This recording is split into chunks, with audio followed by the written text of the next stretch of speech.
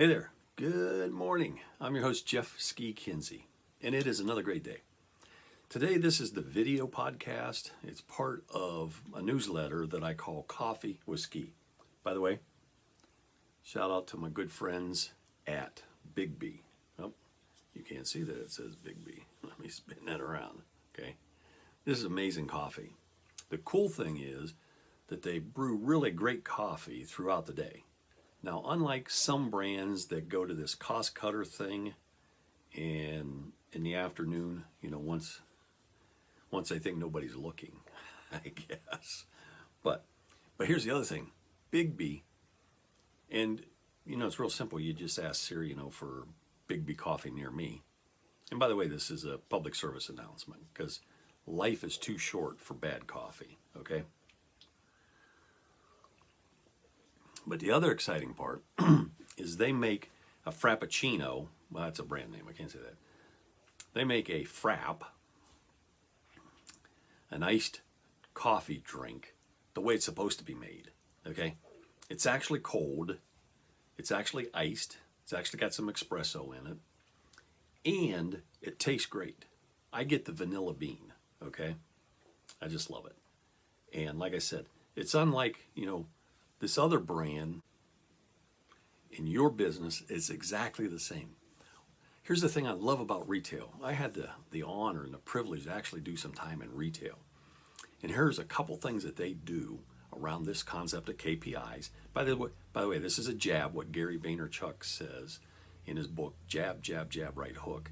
He says, look, give stuff away, give stuff away, give stuff away, then ask for the order. So this is a jab. I'm giving stuff away.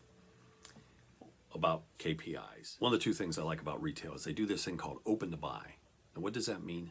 Okay, that means that you budget, how much you're going to spend on stuff, and in particular advertising, and then you put a little bit of a reserve away. And it depends on your industry and a lot of factors, but it might be just 10%.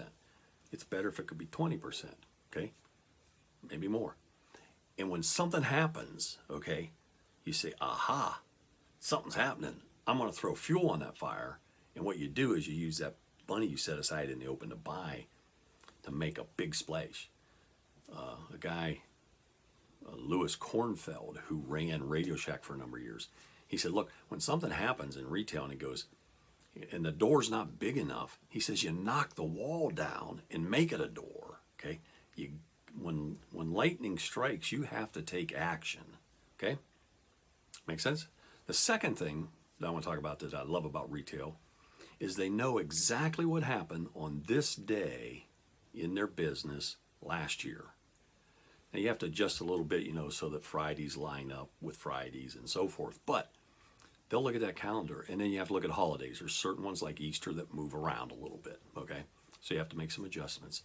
But they know exactly what happened on this day last year. They know exactly what happened on this month last year. And typically the year before that and the year before that. Okay?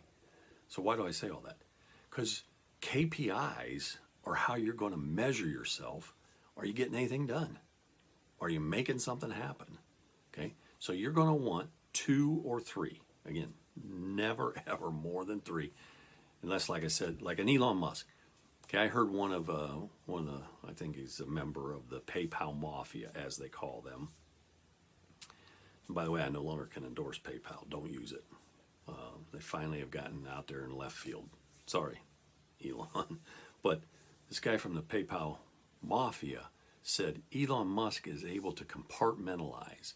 When he sits down to tackle a problem at Tesla, nothing else interferes with that thought process until he arrives at a conclusion.